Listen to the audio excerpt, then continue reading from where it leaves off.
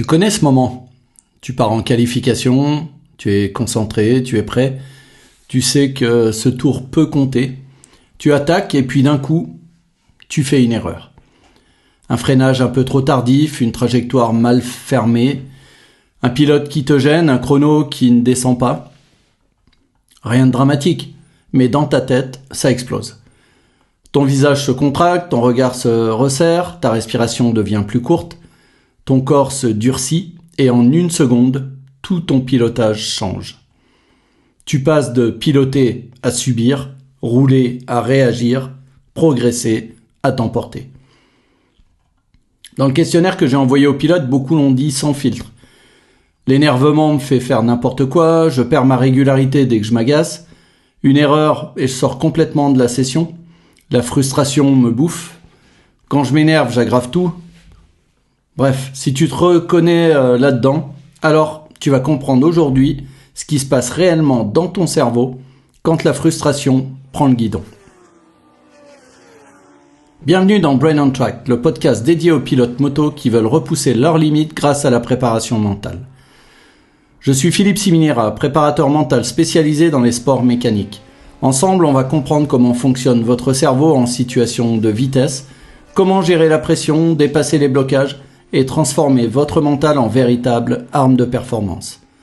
Que vous soyez pilote amateur, confirmé ou en compétition, ce podcast est conçu pour vous aider à aller plus vite, plus sereinement et vous faire prendre conscience de l'impact de votre mental sur votre performance. Installez-vous, ouvrez votre esprit. Brain on Track, quand la tête est sur la bonne trajectoire, la performance suit. Alors, quand la frustration déclenche l'hijack émotionnel, il existe un phénomène très connu en neurosciences, l'hijack émotionnel.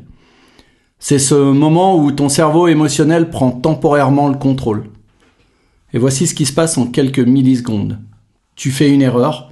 Ton amygdale, donc la zone du cerveau qui détecte les menaces, interprète cette erreur comme un danger. Elle active immédiatement le système de stress, ton rythme cardiaque augmente, ta respiration s'accélère, et pendant ce temps, le cortex préfrontal, donc la zone qui te permet de réfléchir calmement, passe au second plan. Résultat, tu pilotes en réaction, pas en intention. Du coup, tu perds ton calme, tu perds ton flow, tu perds ton intelligence motrice, et tu augmentes les risques d'erreur, donc ta frustration. Et c'est une spirale. Et elle ne vient pas d'un manque de contrôle, elle vient simplement d'une réaction biologique normale. Donc la frustration n'est pas un problème, c'est un message. La frustration n'est pas ton ennemi, c'est juste un signal. Elle dit deux choses très simples. La première, j'ai l'impression de perdre ma progression. Le cerveau déteste la sensation de régression.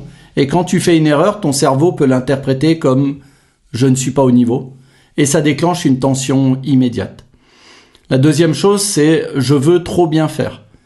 La motivation se transforme en exigence. L'exigence devient de la pression devient de la tension devient de l'énervement et l'énervement te fait perdre ta lucidité. Et ce n'est pas un manque de mental, c'est une surcharge émotionnelle. Alors, qu'est-ce qui change dans ton pilotage quand tu t'énerves ? Quand l'énervement monte, 3 choses changent immédiatement dans ton pilotage. La première chose, c'est la vision. Ta vision périphérique se réduit et tu regardes plus près, tu anticipes moins, ton cerveau passe en mode combat et ça crée ce qu'on appelle un tunnel visuel. La deuxième chose, c'est ta respiration. Elle devient plus rapide, plus haute, ton corps se rigidifie et tes gestes deviennent plus brusques. Et la troisième chose, c'est ta finesse motrice. Tu perds ta sensibilité, tu freines différemment, tu mets plus d'angles, tu remets les gaz plus tôt. Tu veux rattraper l'erreur et c'est souvent là que la deuxième erreur arrive. Puis la troisième et la session se transforme en lutte. Alors pourquoi certains pilotes s'énervent plus vite ? Les réponses au questionnaire montrent 3 profils. Les pilotes très exigeants, donc les perfectionnistes, les jamais satisfaits si tu veux. Chaque erreur devient un problème. Les pilotes sous pression financière. Quand une saison coûte cher, chaque erreur peut être vécue comme de l'argent perdu et ça augmente la frustration. Et les pilotes qui doutent d'eux. Pour eux, l'erreur devient une attaque contre leurs valeurs et l'énervement arrive plus vite. Alors le point clé, c'est que l'émotion n'est pas ton problème. Tu ne t'énerves pas parce que tu es impulsif. Tu t'énerves parce que ton système nerveux est déjà chargé. Peut-être que tu roulais déjà avec de la pression, de la fatigue mentale, du doute, des attentes trop hautes, et peut-être le regard des autres. Et du coup, la frustration est simplement le moment où ton système dépasse son seuil. Et ça se travaille. Ça se stabilise et beaucoup plus vite que tu ne crois. Alors je te propose un petit exercice pour revenir dans le tour. Alors si tu conduis, écoute simplement, sinon prends quelques secondes. Tu fermes les yeux et imagine que tu viens de faire une erreur sur la piste. Un freinage raté, un virage mal négocié. Tu sens la frustration monter.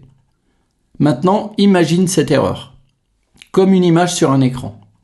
Tu appuies sur pause, tu prends une respiration lente et tu ramènes ton attention sur 3 choses.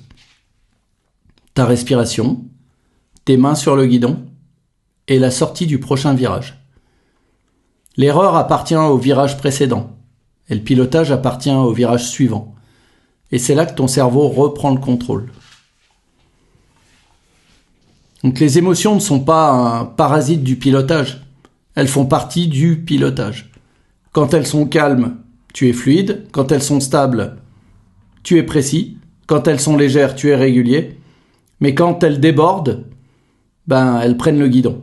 Et c'est exactement là que commence ton vrai travail mental.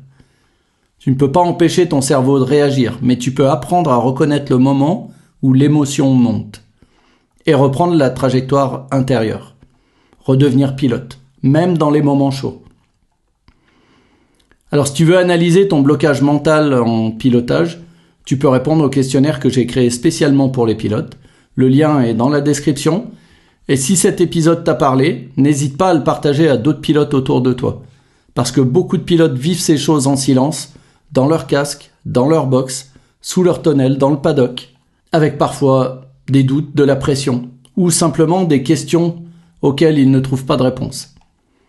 Alors si ce podcast peut aider d'autres pilotes à comprendre ce qu'ils vivent ou à réaliser qu'ils ne sont pas seuls, alors l'objectif de Brain on Track sera atteint. Dans le prochain épisode, on va aborder un problème très concret que beaucoup de pilotes mentionnent, la perte de régularité. Pourquoi un tour est parfait et le suivant catastrophique? Brain on Track, quand la tête est sur la bonne trajectoire, la performance suit.